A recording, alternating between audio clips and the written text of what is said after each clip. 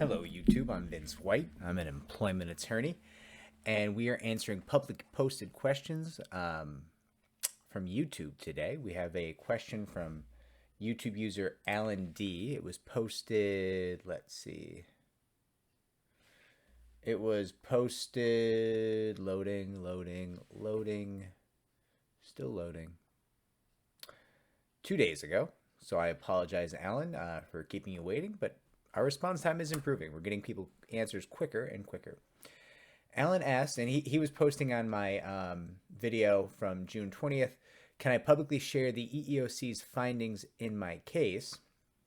And Alan posted a question, which I will read now. What is considered signing under duress or coercion? How would an employee prove it?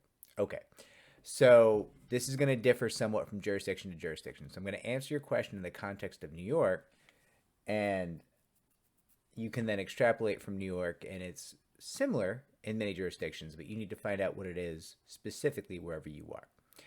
So people call me all the time in New York, and they say, "Oh, I was forced to sign this agreement."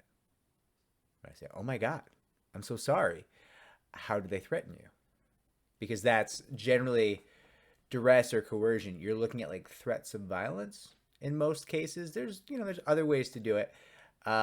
But generally, you're looking at threats of violence. And a lot of people, they think the standard is going to be more like, well, they told me they wouldn't give me this money if I didn't sign. No. They told me they wanted me to sign before I went. Not going to do it, generally speaking, in most jurisdictions. They told me they would give me a bad reference if I didn't sign. Not going to meet that standard in almost any jurisdiction, right? So if you have a specific set of circumstances, like how were you coerced? How were you forced to sign under duress? I can talk about those, but the general answer is threat of violence. That's going to be, in many jurisdictions, certainly in New York, what you would probably need to rise to or close to in order to set aside an agreement, a settlement agreement that was signed for the purposes of maybe suing now or something like that, right? So your second part of your question was, how would an employee prove it? Any piece of evidence that can reflect that you feared for your life or feared for your physical well-being if you did not sign that agreement would be the best evidence here.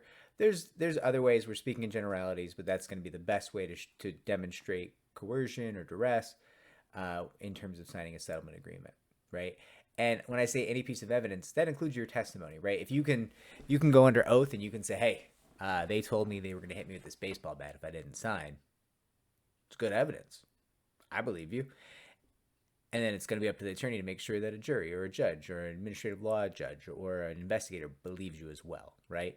But that is good evidence. If you can say that you had a legitimate fear for your well-being if you did not sign this agreement, now we're talking.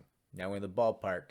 There's a chance of being able to make that duress or coercion argument and set aside that settlement agreement. I hope this is helpful. If it was, consider liking and subscribing.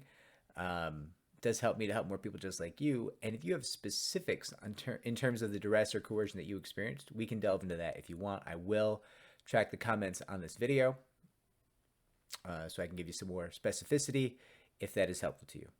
Take care.